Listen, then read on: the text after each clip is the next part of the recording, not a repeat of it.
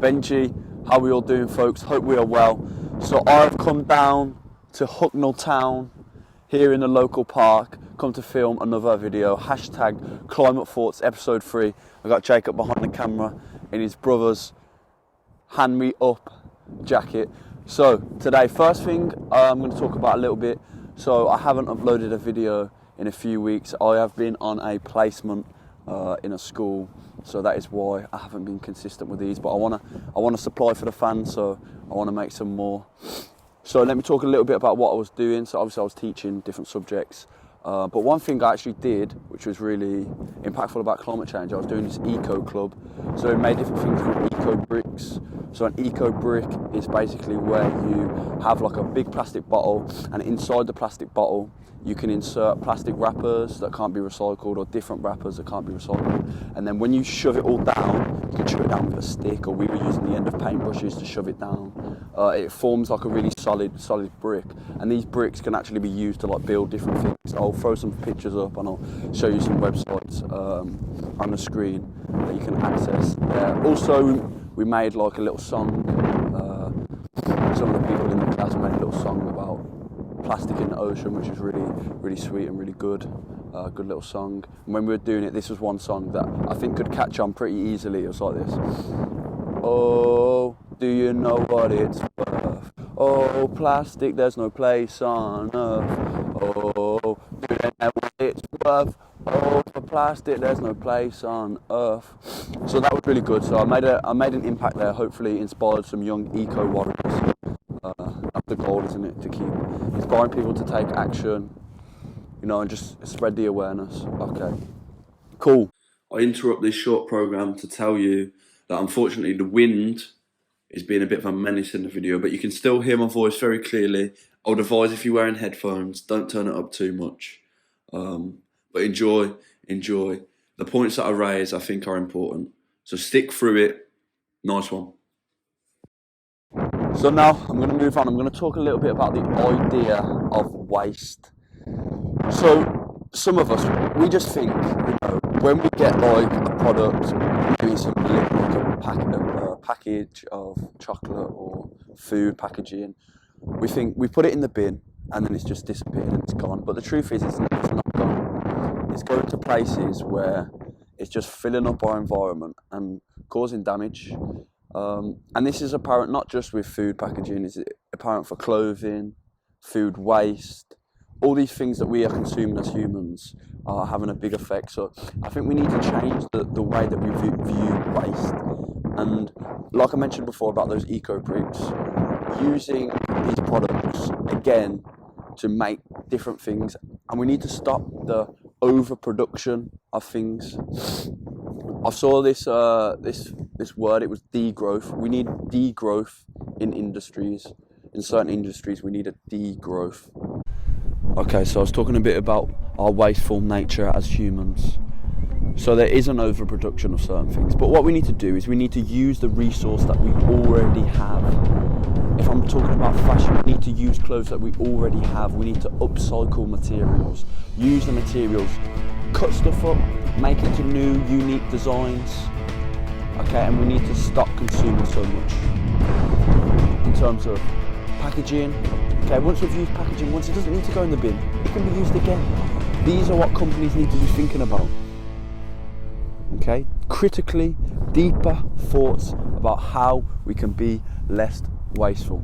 Because this earth needs healing, and we all should think about how we can do that.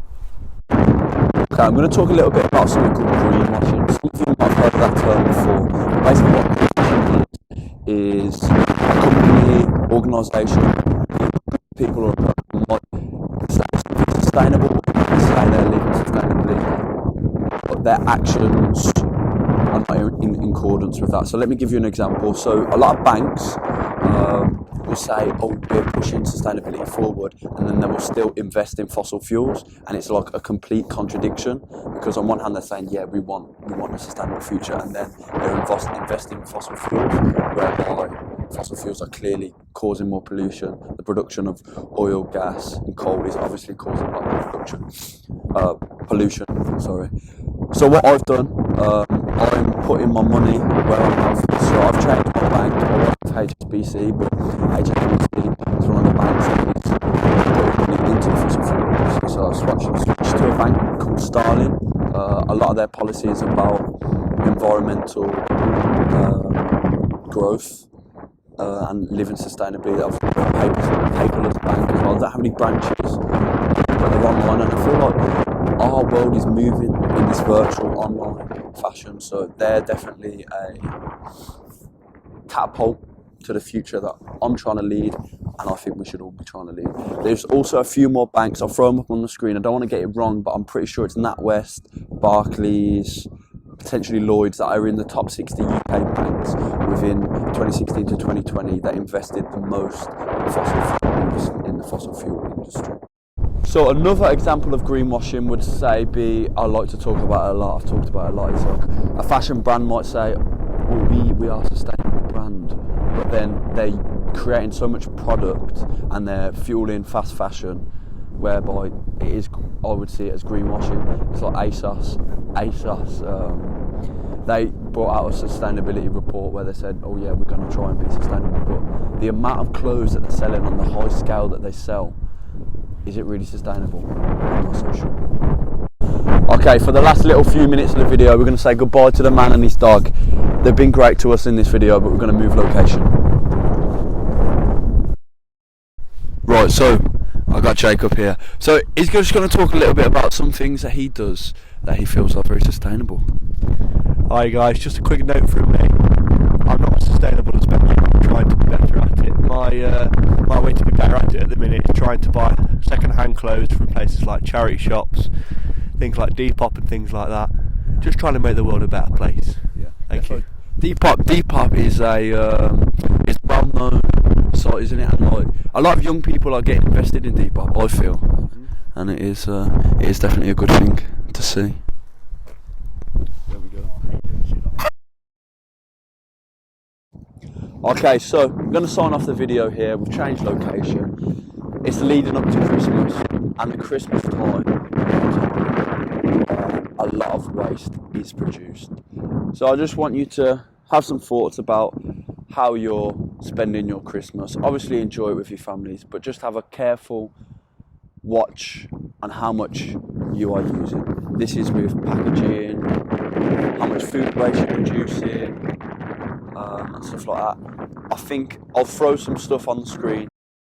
Christmas trees is another thing. A lot of Christmas trees end up at landfill, so I would advocate for fake Christmas trees that can be used every single Christmas.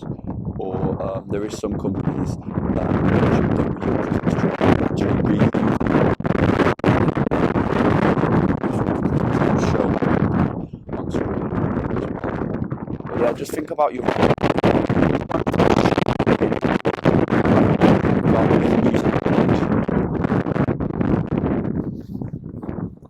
my grandma always used to say to me, you're so wasteful, you know what I mean? But now I'm not trying to Mr. Sustain. So that's it for today. Thank you for watching. Hands will be. See you later. Merry Christmas. Guys, if you've made it this far, I want you to let me know. Hit the like button. Let's try and smash 10 likes, and I'm on 7 subscribers at the moment. If I can get to 15 subscribers by next week, I'll be a happy man. That's what I want. Obviously I want loads of subscribers, you know what I mean? I want to take over the world, but for this moment, 15 will do, man. Come on!